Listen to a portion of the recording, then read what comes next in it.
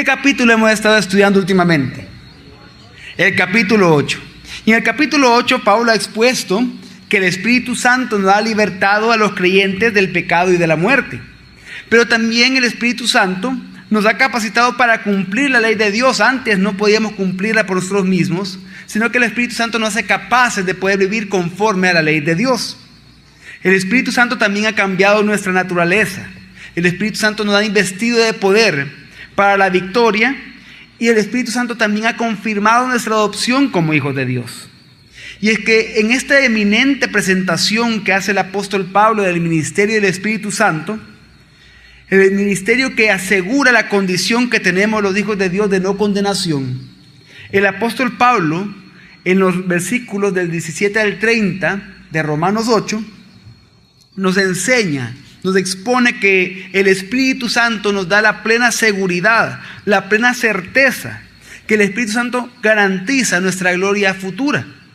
La semana pasada comenzamos a estudiar estos pasajes, el pasaje de Romanos 8, del 17 al 30, y estudiamos específicamente los versículos 17 y 18, y aprendíamos acerca de la ganancia incomparable que tenemos los cristianos. Y es que tenemos una ganancia incomparable por cuanto somos herederos de Dios por una parte y coherederos con Cristo por otra, por medio de la gloria divina que ha sido garantizada para con nosotros. Y terminamos hablando el versículo 18 diciendo que ninguno de los sufrimientos del tiempo presente son ni siquiera dignos de ser comparados con la gloria venidera que vamos a recibir. Y vamos a seguir estudiando Romanos 8, y en esta ocasión estudiaremos los versículos, comenzaremos a estudiar los versículos 19 al 27. ¿Por qué digo comenzaremos a estudiar? Porque no vamos a alcanzar a estudiarlos todos hoy. En los versículos 19 al 27 el apóstol Pablo enfoca nuestra atención en la expectación que tenemos que tener, en la anticipación que debemos de tener de esa gloria futura que vamos a recibir. Y lo hace exponiendo 3 gemidos. ¿Qué expone? 3 gemidos. ¿Cuáles son esos 3 gemidos? Repita después de mí. Los gemidos de la creación, los gemidos de los creyentes y los gemidos del Espíritu Santo. Entonces vemos que hoy vamos a comenzar a estudiar esos 3 gemidos. Pero antes de comenzar a estudiar estos 3 gemidos, hay una pregunta muy importante. ¿Y qué es un gemido? ¿Qué es un gemido? Un gemido es una expresión audible de angustia debida al dolor físico, emocional o espiritual. Los gemidos constituyen el lamento profundo por una condición que es dolorosa, insatisfactoria y deplorable.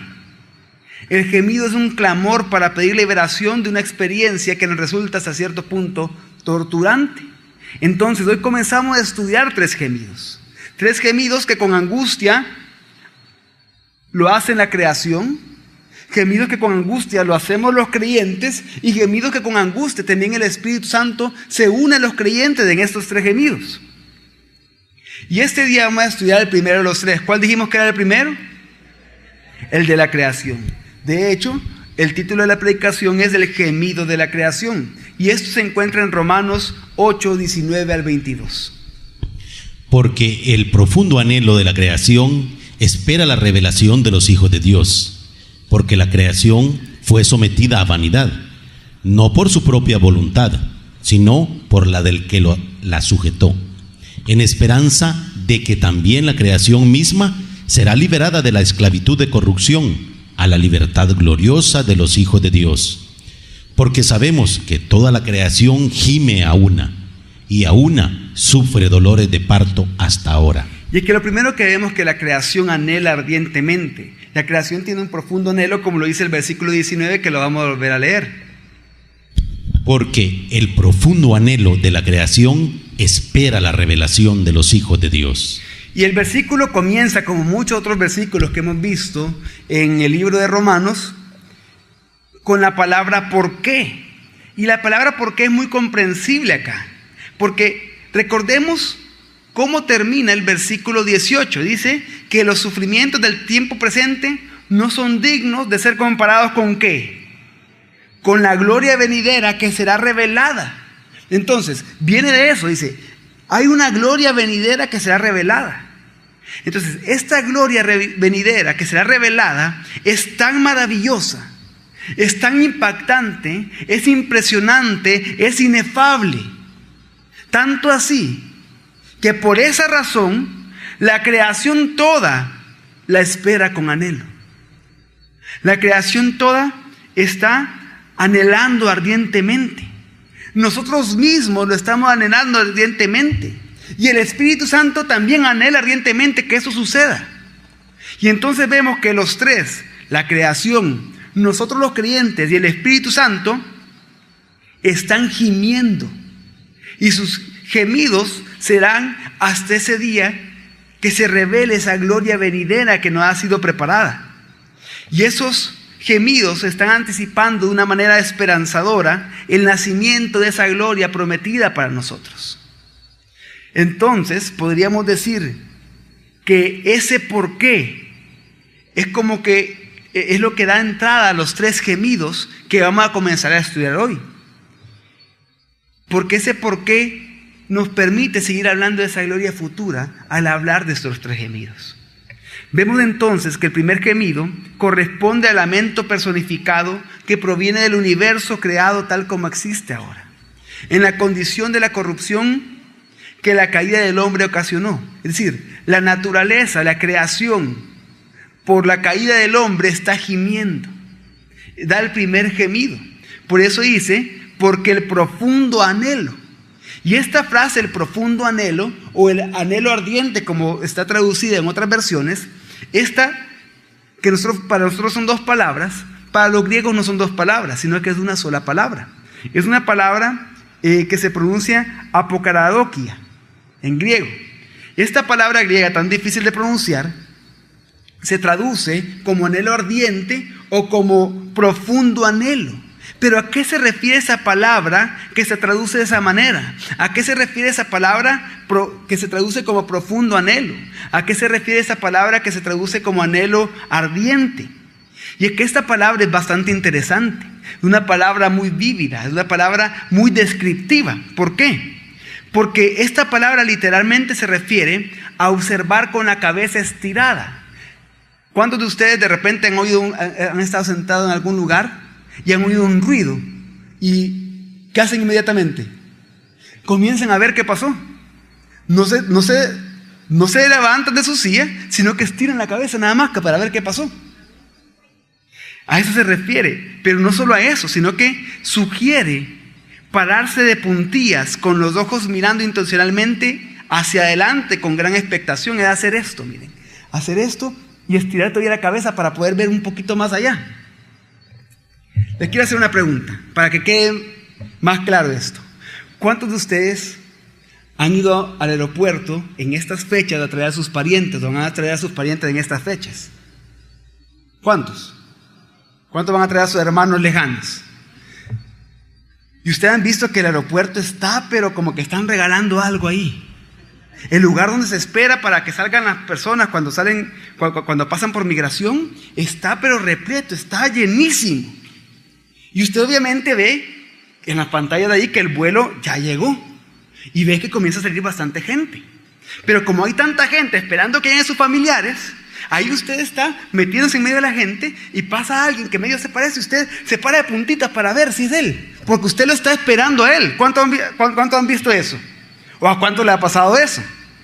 Que uno está de puntito y esperando y viendo, ¿verdad? Para ver si viene. Es lo que la creación hace. A eso se refiere al anhelo ardiente o al profundo anhelo. La creación está parada de puntillas, estirando el cuello, esperando la revelación de los hijos de Dios.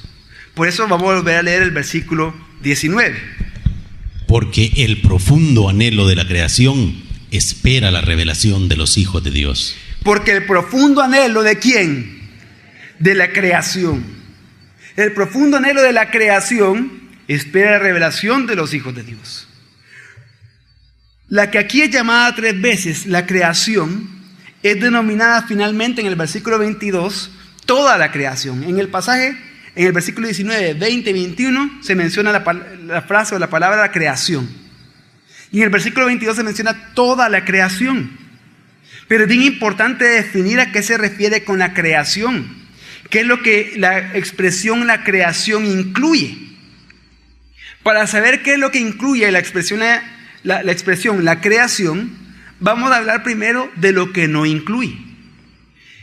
En el contexto de este versículo, cuando dice que el profundo anhelo de la creación, en este contexto, la frase la creación no incluye a los ángeles del cielo. ¿Y por qué no incluye a los ángeles del cielo si también son seres creados? No incluye a los ángeles del cielo, porque a pesar que ellos fueron creados, ellos nunca han sido sujetos a corrupción. Entonces vemos que no incluye a los ángeles del cielo. Pero tampoco incluye a los demonios ni a Satanás. Porque aunque ellos sí son corruptos, ya los ángeles caídos, Satanás y sus demonios, no tienen el deseo de vivir en piedad. Ellos no desean ni siquiera hacer lo bueno una tan sola vez, no pueden. No desean tener una vida de piedad y ausente de pecado. Y además saben que ya han sido sentenciados por Dios a un tormento eterno. O sea que esta expresión, la creación, no incluye ni a los ángeles, ni a Satanás, ni a los demonios. Pero tampoco esta expresión está haciendo referencia a los incrédulos, aquellos que nunca serán salvos. La expresión está haciendo referencia a los que nunca van a ser escogidos, porque ellos también ya tienen su castigo eterno. Pero esta expresión tampoco incluye a los hijos de Dios, no nos incluye a nosotros como creyentes. ¿Por qué? Porque de los creyentes habla específicamente el versículo 23 al 25, que vamos a estudiar la próxima semana. Entonces son excluidos de acá. Entonces, si están excluidos los ángeles, si están excluidos Satanás y sus demonios, si están excluidos los no creyentes, los que nunca han sido escogidos, y también están excluidos los escogidos, ¿a qué se refiere con la creación este versículo y los siguientes versículos que vamos a estudiar este día? Se refieren específicamente a la parte no racional de la creación, que incluye a todos los animales y a las plantas, así como todas las cosas inanimadas. Incluye animales, plantas, las montañas, los ríos, los cielos, los planetas, las estrellas, etc. Esta es la creación que espera y anticipa anhelantemente, con la cabeza en alto, de puntillas, la revelación de los hijos de Dios. La creación no racional, los animales, las plantas, la creación no animada. Esta es la creación que está estirando su cuello en su esfuerzo por ver la revelación de los hijos de Dios.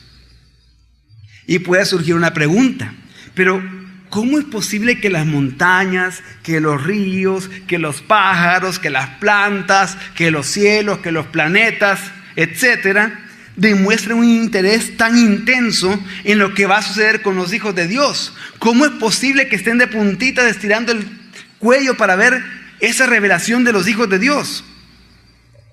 Y es que nosotros vemos en la Escritura, por ejemplo en Salmo 96:12, que los árboles pueden regocijarse. Vemos en el Salmo 98:8 que los ríos pueden batir las manos. O como dice Isaías 35:1, alégrese el desierto y el sequedal, regocíjese el araba y florezca como el lirio. O sea que el desierto se puede alegrar. También Isaías 55:12 dice: con alegría saldréis y en paz seréis conducidos. Los montes y los collados prorrumpirán en cánticos de júbilo delante de vosotros, y todos los árboles del campo batirán palmas. O sea que mientras los montes y los collados están cantando, los árboles van a estar aplaudiendo. La Biblia nos dice eso.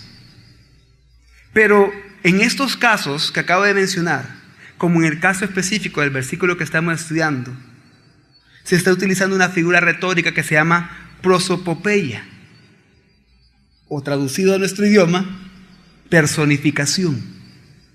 Es la figura retórica que a las cosas inanimadas o a las plantas o los animales le dan características de personas para un mejor entendimiento de lo que se quiere decir. Y aunque esta expresión el continuo anhelar pueda ser un poco extraña, por lo que significa literalmente en griego, que ya dijimos que es pararse de puntillas y estirar el cuello, sea un poco extraña para ponérsela a la creación, como ya la definimos que es la creación de las plantas, los animales y toda la creación inanimada, significa algo muy conveniente, porque acá el apóstol Pablo ha querido indicarnos que las criaturas sienten una gran tristeza y se mantienen en suspenso por un gran deseo. Ellos están esperando, la creación está esperando el día en que será una realidad la gloria de los hijos de Dios. Por eso es que el versículo Romanos 8:19 vuelve a decir: porque el profundo anhelo de la creación espera la revelación de los hijos de Dios. Que la creación está aguardando, la creación está esperando la revelación de los hijos de Dios. La palabra que se traduce como aguardar o como esperar viene de una palabra griega que se refiere a esperar con gran anticipación, con gran ansia, pero también a esperar con paciencia. La creación está esperando con anticipación, con ansia, pero pacientemente la revelación de los hijos de Dios. El aguardar o el esperar, traducido en este versículo, es prepararse, es tener persistencia hasta que ocurra el acontecimiento esperado. ¿Y cuál es el acontecimiento que espera tanto la creación que suceda? ¿Cuál es? La revelación de los hijos de Dios. La palabra revelación viene de la palabra griega apocalipsis, que se refiere a remover una cubierta o descorrer un velo, a mostrar algo que estaba oculto. Es por eso que el libro de Apocalipsis se llama Apocalipsis, porque está revelando algo que estaba oculto. ¿Y por qué se van a revelar o a manifestar los hijos de Dios? Porque el mundo no comprende actualmente. El mundo no comprende quiénes son los cristianos en realidad. Por eso el apóstol Juan en su primera carta, en el capítulo 3, versículo 1, escribió lo siguiente: mirad qué clase de amor. El Padre nos ha concedido que seamos llamados hijos de Dios, y lo somos. Por esto no nos conoce el mundo, porque tampoco lo conoció a Él. Y es que el mundo no nos conoce. El mundo no nos conoce para ver un día que todos se van a dar cuenta quiénes son los verdaderos hijos de Dios, porque seremos manifestados en una revelación gloriosa. Y es que en la era presente, en la era actual, el mundo es incapaz de distinguir en absoluto entre cristianos y no cristianos, entre creyentes y no creyentes. Incluso las personas que se llaman a sí mismas cristianas caminan, se visten y hablan de manera muy parecida a todos los demás. ¿Cuántos son cristianos de acá? Usted camina diferente que las personas que no son cristianas que usted conoce en su oficina. Habla de manera diferente en cuanto al buen sentido del hablar. Yo sé que ustedes no dicen malas palabras, pero en todo lo demás hablan de manera diferente. No, vestimos igual, caminamos igual, hablamos igual. Pero también, por otro lado, vemos que muchos incrédulos tienen importantes normas de conducta, que nosotros podríamos decir: ¿será cristiano o no será cristiano? Porque vive de una manera intachable, de una manera recta, es respetuoso con los demás, amoroso con los demás, generoso. Pero también se da el caso que lamentablemente muchos que son cristianos de nombre nada más dan pocas evidencias de su salvación. Y ahora el mundo no conoce realmente quiénes son los hijos de Dios.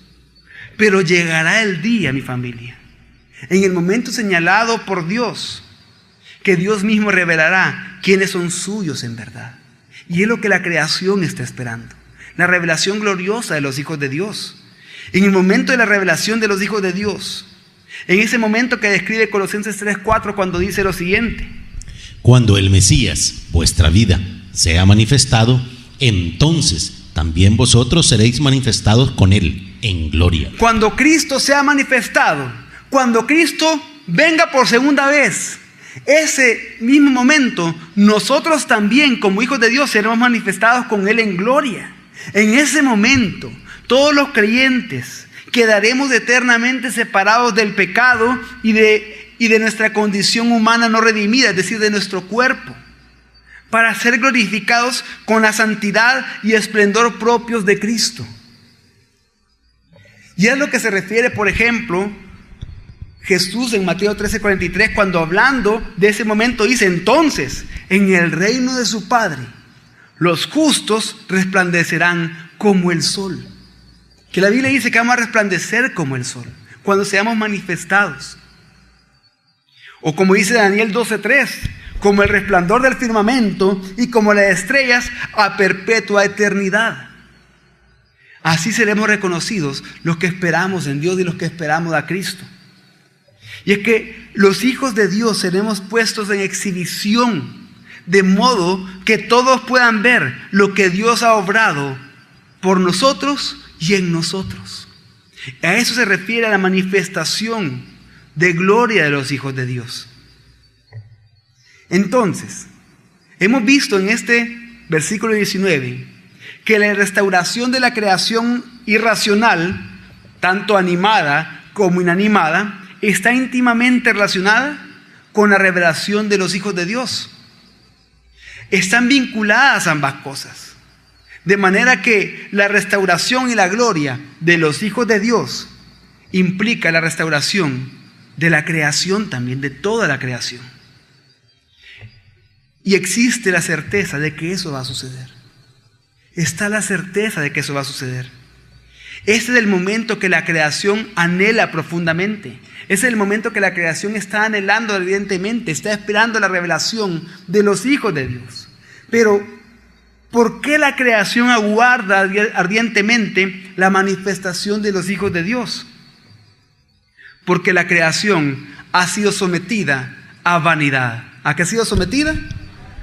Romanos 8:20 dice lo siguiente: porque la creación fue sometida a vanidad, no por su propia voluntad, sino por la del que la sujetó, en esperanza. Y es que cuando Adán y Eva pecaron al desobedecer el mandato de Dios, no solamente la humanidad, sino toda la tierra y el resto de la creación quedó bajo maldición y se tornó corruptible. Esto lo vemos en Génesis 3, 17 al 19. Y al hombre dijo: por cuanto has atendido a la voz de tu mujer y has comido del árbol del cual te ordené, diciendo: no comas de él, maldita sea la tierra por causa tuya. Con fatiga comerás de ella todos los días de tu vida. Espino y abrojo te brotará, y comerás hierba del campo. Con el sudor de tu rostro comerás pan hasta que retornes a la tierra, porque de ella fuiste tomado, pues polvo eres y al polvo volverás. Y es que vemos que antes de la caída no existía ninguna clase de maldición sobre la tierra. Antes de la caída no existía ninguna clase de maleza, ninguna clase de plantas venenosas, ninguna clase de cardo ni de espinos o cualquier otra cosa que pudiera causar al hombre miseria o daño. Pero es hasta después de la caída, después de que el hombre pecó, que la creación fue sometida a vanidad. No por su propia voluntad, sino por la del que la sujetó. Y es que la creación fue sometida a vanidad. Pero hay que definir a qué se refiere la palabra vanidad, o que se traduce como vanidad en este versículo. La palabra vanidad no significa orgullo, pomposo o ambiciosa ostentación en este versículo, sino que la palabra vanidad en este versículo transmite el concepto de ser algo vacío, algo fútil, algo frustrado, sin éxito, algo que es incapaz de alcanzar una meta o algo que es incapaz de cumplir un propósito. Entonces vemos que la creación fue sometida a futilidad, la creación fue sometida a frustración, la creación fue sometida a ser incapaz de alcanzar una meta, la creación fue sometida a ser incapaz de alcanzar un propósito por causa de la caída del hombre. Por eso que se pudiera traducir mejor esta frase diciendo: la creación fue sometida a futilidad. Indica que de la caída del hombre, las potencialidades de la naturaleza están encapsuladas, están encerradas, están encofradas. Todo aquello que la naturaleza puede ser capaz de dar, tal como fue creada por Dios, eso por la caída del hombre ha quedado encerrado. Es que la naturaleza es, como dice un comentarista, la naturaleza es como aquel boxeador que es el campeón mundial libra por libra, aquel que nadie ha podido derrotar, pero que de repente le ganan todas sus peleas? Porque lo amarran. Porque no puede expresar todo su potencial en el ring. De esa misma manera la creación está encapsulada, está amarrada, está encerrada y no puede expresar todo su potencial porque ha sido sometida a futilidad, a frustración. Y es que la creación está sujeta a un desarrollo reprimido. La creación está sujeta a un decaimiento constante. Aunque la creación aspira, no es capaz de un logro pleno. Aunque la creación trate, no es capaz de cumplir su propósito. Aunque la creación sigue floreciendo, no llega al punto de fructificar adecuadamente según fue creada por Dios originalmente. Por eso es que podemos ver aquellos que trabajan en agricultura. La maldición de la plaga vegetal diezma las cosechas, arruina las cosechas. Por distintas plagas, la pérdida se estima en muchos millones por cada plaga en particular. Y hay plagas específicas para distintos tipos de plantaciones. De hecho, los patólogos agrícolas dirigen su esfuerzo siempre hacia el desarrollo de métodos de prevención de plagas, o al menos una reducción o un control de las plagas, porque es imposible erradicarlas.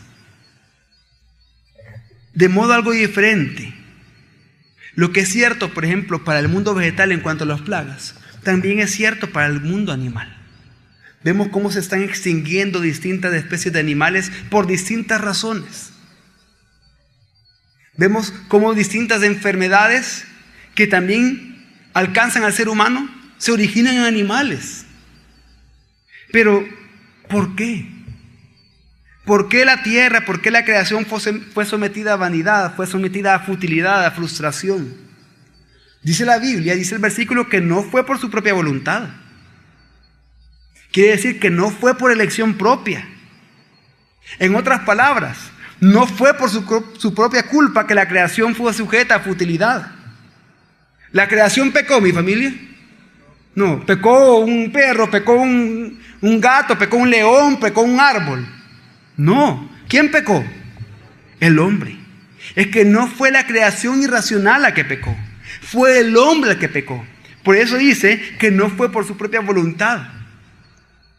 No fue por la propia voluntad de la creación que fue sujeta a futilidad, sino que fue por la culpa del pecado del hombre, pero no fue el pecado del hombre la que lo sujetó a futilidad. ¿Quién entonces? Dios. Dios la sujetó a futilidad, a frustración. Dios decretó algo contra la creación. Maldita sea la tierra por tu causa, le dijo a Adán. O sea, Dios la sujetó a frustración, pero por el pecado de Adán. Sí, maldita sea la tierra por tu causa.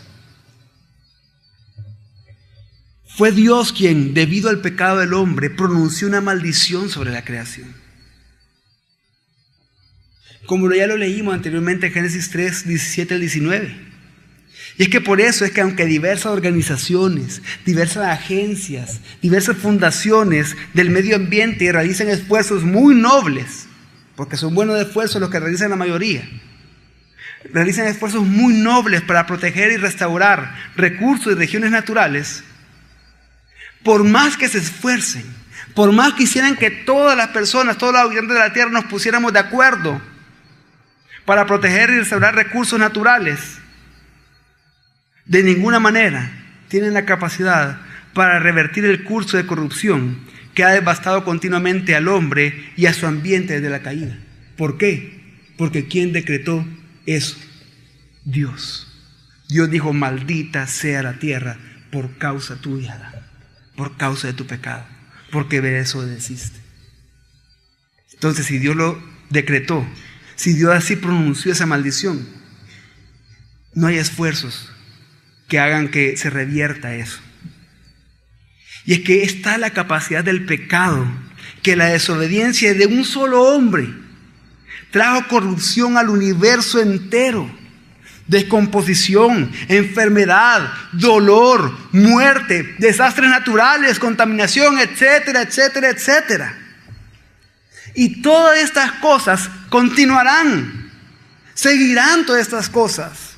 no van a terminar hasta que aquel que sujetó a la creación a vanidad se encargue de quitar esa vanidad y crear un cielo nuevo y una tierra nueva. Aunque también podemos ver que a pesar de su maldición, gran parte de la belleza, del esplendor, de los beneficios del mundo natural siguen estando a nuestra disposición. Nosotros podemos ver que las flores siguen creciendo y las flores siguen siendo flores y las flores siguen siendo bonitas. Las montañas siguen siendo imponentes. Los bosques siguen siendo exuberantes. Los astros siguen siendo majestuosos. Si no, veamos en las noches de la luna, veamos en la noche de la estrella, vemos la majestuosidad de los astros. La comida sigue siendo de alimento y el comer para el ser humano sigue siendo un placer. El agua sigue trayendo refrigerio y sustento a la vida, a pesar de la maldición. Y es que a pesar de la terrible maldición que Dios infligió sobre la tierra, la majestad y la provisión por gracia a la humanidad sigue siendo evidente. La majestad de Dios y la provisión que Dios por gracia da a la humanidad por medio de la creación sigue siendo evidente. ¿Por qué? Porque como dice Romanos 1:20, porque las cosas invisibles de Él, su eterno poder y deidad, se hacen claramente visibles desde la creación del mundo, entendiéndose por medio de las cosas hechas, de modo que son inexcusables. Entonces vemos que el versículo 19, si lo volvemos a leer, dice de la siguiente manera. El versículo 20, perdón. Dice, porque la creación fue sometida a vanidad, no por su propia voluntad, sino por la del que la sujetó en esperanza. Y es que vemos de que el versículo no es meramente negativo, porque el mismo que sometió a la creación en vanidad, en frustración, en futilidad, es el mismo que también la sujetó ¿en qué? En esperanza. O sea que el versículo no es completamente negativo, porque sí es cierto, Dios sujetó a la creación en futilidad. No fue por culpa de la creación, sino que fue por el pecado del hombre, pero Dios pronunció una maldición sobre la creación. Pero también Dios mismo la ha sujetado en esperanza.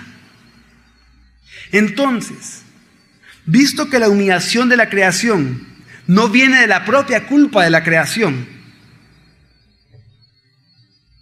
la creación misma va a participar de la restauración que el hombre también va a tener por medio de los hijos de Dios. Y es que el destino de la naturaleza está íntimamente relacionado con el de los hijos de Dios. Es por eso que la creación entera es presentada como si estuviera estirándose el cuello para ver la revelación de los hijos de Dios. Y es que ese día de la revelación de los hijos de Dios va a ser un día glorioso. Va a ser un día que veremos todas las restricciones originadas en el pecado del hombre, las veremos que están siendo quitadas, que serán quitadas. Y veremos esta maravillosa creación llegando a la totalidad de la realización que tiene.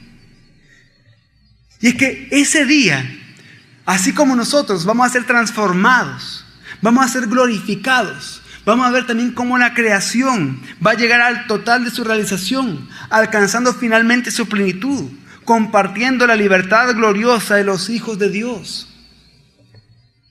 Por eso es que digo que el destino de la naturaleza, el destino de esta creación a la que se refiere este versículo, está ligado inseparablemente al destino del hombre. Y para entenderlo mejor, leamos Romanos 8:20 y el versículo 21. Porque la creación fue sometida a vanidad, no por su propia voluntad, sino por la del que la sujetó, en esperanza de que también la creación misma será liberada de la esclavitud de corrupción a la libertad gloriosa de los hijos de Dios. Entonces vemos que como el hombre pecó, el resto de la creación se corrompió con él. De igual forma, cuando la gloria del hombre sea restaurada por intervención divina, el mundo natural también será restaurado. La creación entera es la razón por la que la creación entera anhela ardientemente la revelación de los hijos de Dios. Porque ese evento, cuando los hijos de Dios seamos manifestados, significará también la gloria para toda la creación. Por eso es que Pablo dice que la creación fue sujetada en esperanza. Porque desde el principio, desde el momento en que la creación fue sujeta a vanidad, también se fue sujeta a esa esperanza cierta. Esa esperanza misma que es que la creación será liberada de la esclavitud de corrupción a la libertad gloriosa de los hijos de Dios. En otras palabras, así como el pecado del hombre trajo corrupción al universo, la misma restauración del hombre por medio de los escogidos de Dios o representado por los escogidos de Dios estará acompañada por la restauración de la tierra y del universo completo. Una restauración a perfección. Y la gloria que Dios se propuso darle desde un principio a la creación será expuesta a los ojos de todos nosotros. Entonces, ¿cuál es esa esperanza de la creación? ¿Cuál es esa esperanza a la cual fue sujeta la creación? Romanos 8:21 dice: de que también la creación misma será liberada de la esclavitud de corrupción a la libertad gloriosa de los hijos de Dios. De que también la creación misma será liberada de la esclavitud de corrupción a la libertad gloriosa de los hijos de Dios. Y es que actualmente la creación está en la esclavitud de corrupción. Está en una entropía constante. Está en una degradación constante e irreversible que hace que el desorden cada vez sea mayor en la creación. La creación está en un sentido descendente. Además de la corrupción física que afecta a la creación, vemos la corrupción moral de una sociedad en crisis a causa del pecado. Y es que vemos que la creación misma está en una corrupción física y una corrupción moral a causa del pecado.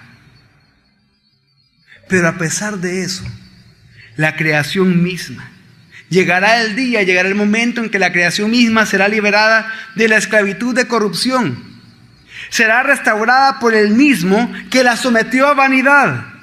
Será restaurada por el mismo que la sujetó en esperanza. Será liberada por Dios mismo. ¿Cuándo? Cuando Jesucristo se manifieste para reinar. La Biblia misma pone de manifiesto los cambios que van a ser operados en la venida de Jesús.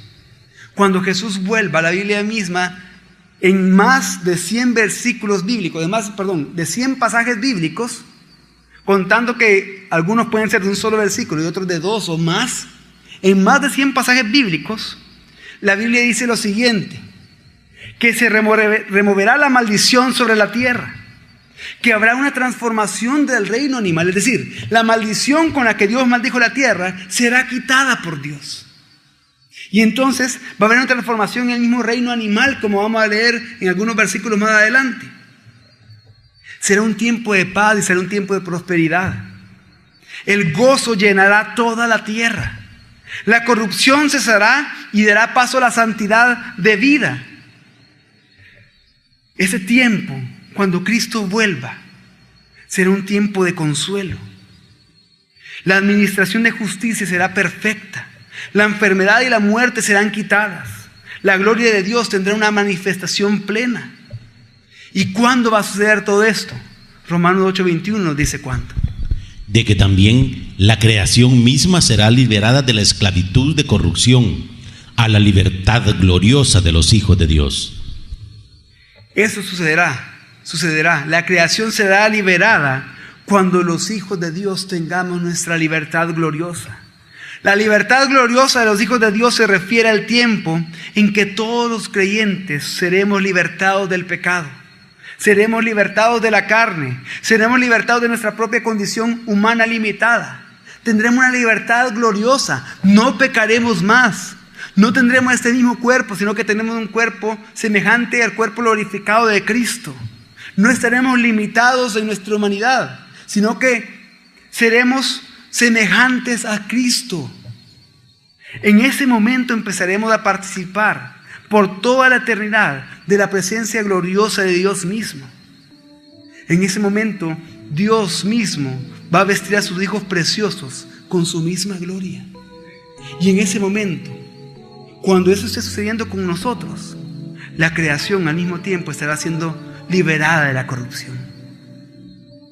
Dios nos va a glorificar juntamente con Cristo. Por eso es que dice 1 de Juan 3:2. Amados, ahora somos hijos de Dios, y aún no se ha manifestado lo que hemos de ser. Pero sabemos que cuando Él sea manifestado, seremos semejantes a Él, porque lo veremos tal como es. ¿Cuántos son hijos de Dios de acá? Somos hijos de Dios, pero aún no se ha manifestado, aún no se ha revelado lo que hemos de ser o cómo hemos de ser. Siempre vamos a ser hijos de Dios, pero no se ha manifestado cómo seremos por toda la eternidad. Pero sabemos, esta palabra sabemos es bien importante, porque esta palabra sabemos no es nada más un conocimiento intelectual, sino que es una certeza, una seguridad. Sabemos que cuando Él sea manifestado, cuando Cristo vuelva, cuando Cristo sea revelado, cuando todo ojo lo vea, cuando no sea oculto a ninguna mirada en el planeta Tierra, todo el mundo verá su venida. Sabemos que ese día que Él sea manifestado, que Él vuelva, seremos semejantes a Él, porque lo veremos tal como es. Ese día cuando Él vuelva, nosotros seremos llevados con Él y transformados conforme a su gloria, y volveremos inmediatamente en ese mismo momento con Él para ser testigos del juicio que hará sobre toda la tierra, sobre los incrédulos, sobre los que no creyeron en Él. Para nuestra mente finita resulta imposible comprender todos estos misterios divinos, pero es gracias al Espíritu Santo de Dios mismo, que obra dentro de nosotros, que nosotros podemos creer toda la verdad revelada en la palabra de Dios y regocijarnos con la esperanza absoluta, con la esperanza confiada de que nuestra vida eterna junto con nuestro Padre en el cielo está asegurada por el mismo Espíritu Santo. Y todo esto, ¿por qué? Porque como dijo el apóstol Pablo en Filipenses 3:20 al 21, porque nuestra ciudadanía está en los cielos, de donde aguardamos ardientemente al Salvador, al Señor Jesús, el Mesías, el cual transfigurará el cuerpo de la humillación nuestra, para que sea semejante al cuerpo de la gloria suya, según la eficacia del poder con el cual Él también puede someter a sí mismo todas las cosas. Y aquí dice, nuestra ciudadanía no está acá en la tierra, está en los cielos. Somos extranjeros y peregrinos acá en la tierra. Pero acá en la tierra es desde donde aguardamos ardientemente al Salvador, al Señor Jesús, el Mesías. Cuando Él vuelva, Él transfigurará nuestro cuerpo de humillación, nuestro cuerpo que al pecar nos sigue humillando, para que sea semejante al cuerpo de la gloria de Él. Pero este momento, ese suceso, este evento, no solo lo estamos esperando ardientemente nosotros, sino que la creación está gimiendo, está anhelando profundamente, tan profundamente que está gimiendo, porque esto suceda. Porque el momento que eso suceda, también la creación va a ser librada de la corrupción en la que ahora está. Por eso que la creación gime con dolores de parto. La naturaleza también aguarda nuestra redención, una redención que va a compartir con nosotros. Pero hasta que llegue ese día, hasta que suceda eso, hasta que Cristo vuelva y nosotros hemos manifestado juntamente con Él, sabemos lo que dice Romanos 8:22. Porque sabemos que toda la creación gime a una, y a una sufre dolores de parto hasta ahora. La creación gime a una. Sabemos que hasta que esto suceda, hasta que Cristo vuelva, hasta que Cristo sea manifestado y el día que seamos manifestados juntamente con Él, la creación está gimiendo a una. Toda la creación está gimiendo. La palabra griega que se traduce gemir se refiere a las expresiones de una persona que se encuentra atrapada en medio de una situación alarmante y que en medio de esa situación alarmante no ve posibilidades inmediatas de liberación. Y es que los gemidos y sufrimientos de la creación van a terminar un día, porque Dios la va a librar de la corrupción a la que fue sometida, de la futilidad y frustración a la que fue sometida. Mientras eso pasa, toda la creación gime a una con dolores de parto. Y es que la figura usada por Pablo para ilustrar el sufrimiento de la creación y la esperanza de la liberación que tiene la creación es bastante interesante, es bastante descriptiva. Es comparada con los dolores de parto de una mujer. Una pregunta: ¿cuándo se dan los dolores de parto en una mujer? ¿Cuándo? Cuando está a punto de dar a luz. No se da en su primer mes de embarazo. Se da cuando el embarazo va a llegar a su fin. Cuando está a punto a dar a luz es que normalmente se dan esos dolores. Los dolores de parto se dan cuando la mujer está a punto de dar a luz. Pero esos dolores, ¿cuántas mujeres madres hay acá? ¿Qué tanto duele eso? Sí, yo creo que es algo que jamás nosotros vamos a poder experimentar, por eso les pregunto a ustedes. Y según la respuesta que ustedes me han dado, esos dolores, aunque son fuertes, aunque son intensos, también están anunciando la esperanza. En medio de esos dolores de la mujer, en medio de esos sufrimientos, esos gemidos que puede estar haciendo una mujer cuando está dando a luz, está a punto de dar a luz, esos mismos gritos y gemidos anuncian la esperanza del alumbramiento. Y luego es donde estos dolores cesan. Y cuando esos dolores terminan, dan paso a la alegría, dan paso al gozo del nacimiento de un hijo. Mujeres madres que están acá, inmediatamente después de esos dolores, cuando ustedes ven que el médico tiene en sus manos a su bebé y que lo escuchan llorar y que se lo ponen a usted para que usted lo chinee, ¿qué sienten? Se olvidan los dolores. Gozo, alegría. Gozo, alegría. Y es que, miren, ese mismo ejemplo se lo puso Jesús a sus discípulos. No fue Pablo el primero en ocuparlo. Jesús ya lo había ocupado en Juan 16, 21 al 22. Solo lo apunta, no está acá en la Biblia. Que les dice que así como la mujer antes de dar a luz siente muchos dolores, pero cuando da a luz da paso al gozo y a la alegría.